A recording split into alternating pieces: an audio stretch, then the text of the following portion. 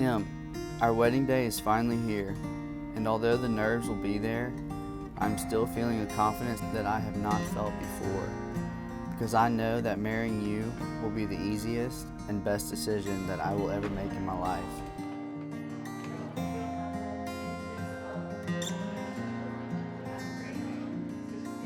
Reid. For as long as I can remember, I've hoped and dreamed of this moment when my future husband would read this letter on our wedding day. There simply aren't enough words to tell you how much joy it brings me that I'm writing this letter to you. I've fallen in love with you. You've become my best friend. I prayed that God would one day lead me to a strong Christian woman. You are everything and so much more than I could ever ask for in a wife. I prayed and prayed that God would send a man into my life as my future husband. Someone who loved me for me, someone who would care about me and support me, someone who would accept and love my family, someone who would bring me happiness and joy, someone who is kind, caring, compassionate, funny, good-hearted, and faithful. To say that God answered my prayers would be an understatement because you are all of that and more. I prayed that God would lead me to find the one, and I could not feel more blessed that you are my one. The compassion and love you have for others is truly inspiring. I will be forever blessed in the joy that you have brought to my life and that you continue to give to me every day. You are the one that brings me the most happiness, the one that makes me smile the biggest, the one that makes me laugh the hardest, the one I love waking up to every morning, the one that makes me feel like the luckiest girl in the entire world. You are not only my very best friend, but also my very best answered prayer.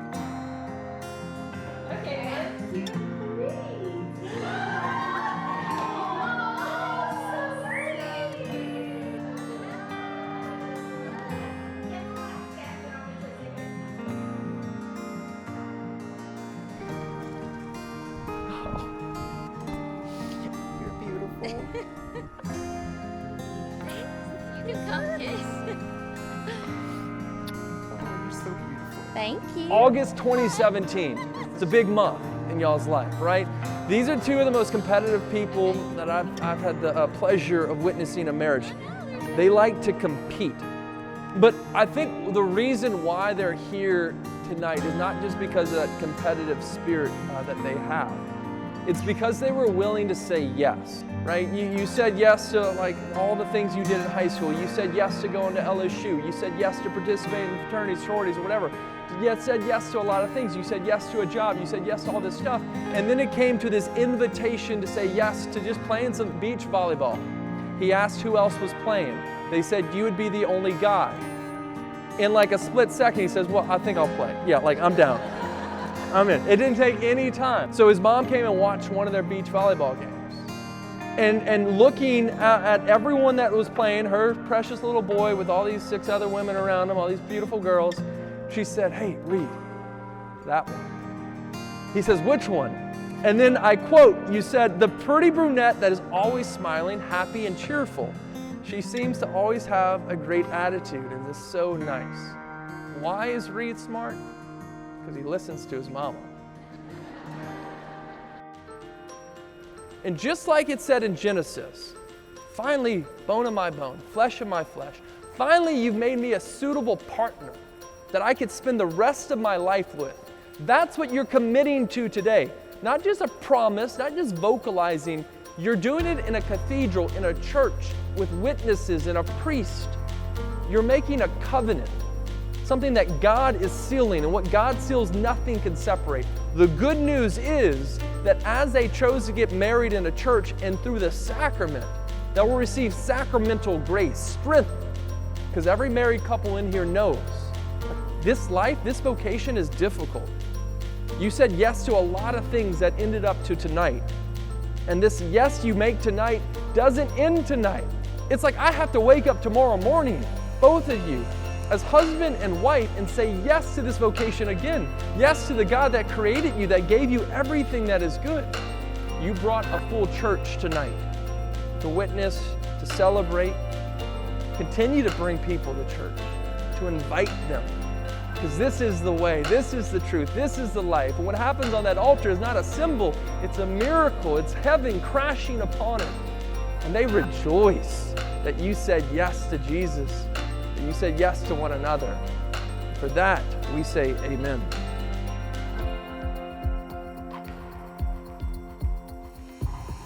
Today, as I become your wife and every day afterwards, I vow to love and put you first, to support you no matter what life throws at us. I can't wait to see you walk down the aisle.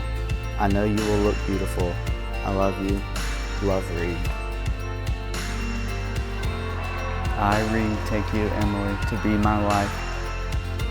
I, Emily, take you, Reid, to be my husband. I promise to be faithful to you. In good times and in bad. In sickness and in health. To love you and to honor you. All the days of my life. All the days of my life.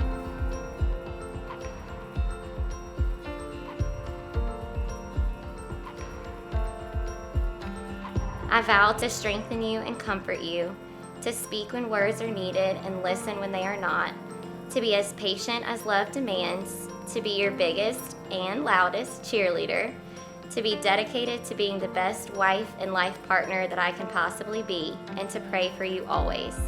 I absolutely cannot wait to marry you, to call you my husband, to start a family with you, to grow old with you, and to experience the most amazing life together with you. Thank you for loving me the way you do. All my love, Em. Mr. and Mrs. Hughes, ladies and gentlemen.